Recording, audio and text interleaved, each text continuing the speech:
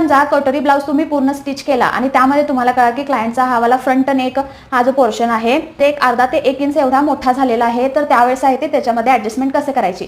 हा आहे तो कटोरीचा पोर्शन आहे, ह्याला मी 1 नंबर देते आणि हा आहे तो साईडचा पोर्शन आहे, ह्याला 2 नंबर देते.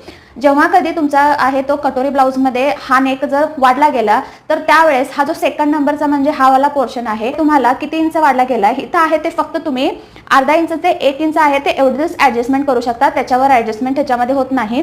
तर यामध्ये तुम्हाला काय करायचं आहे, इथून आता समजा फॉर एक्झाम्पल तुमचं जर 1 इंच वाढला असेल तर फक्त पावणा इंच धरायचं आहे, पूर्ण 1 इंच धरायचं नाही. मग इथून आहे ते 0.75 इथून साधारण 1.5 इंचापर्यंत आहे किंवा 1 इंचापर्यंत आहे ते असं कर्व काढायचा हा. आणि कटोरी आहे ते ॲज इट इज ठेवायची, पण हा वाला पोर्शन थोडा कमी करायचा, हा स्टिच करायचा. ह्याच्याने काय होतं, हा वाला जो पोर्शन आहे नेकचा ह्याची ऑटोमॅटिकली विड्थ आहे ते तुमची कमी होते. तर हा वाला प्रॉब्लेम आहे तो कटोरी सारख्या ब्लाऊज मध्ये पूर्ण रिमूव्ह होऊन जातो.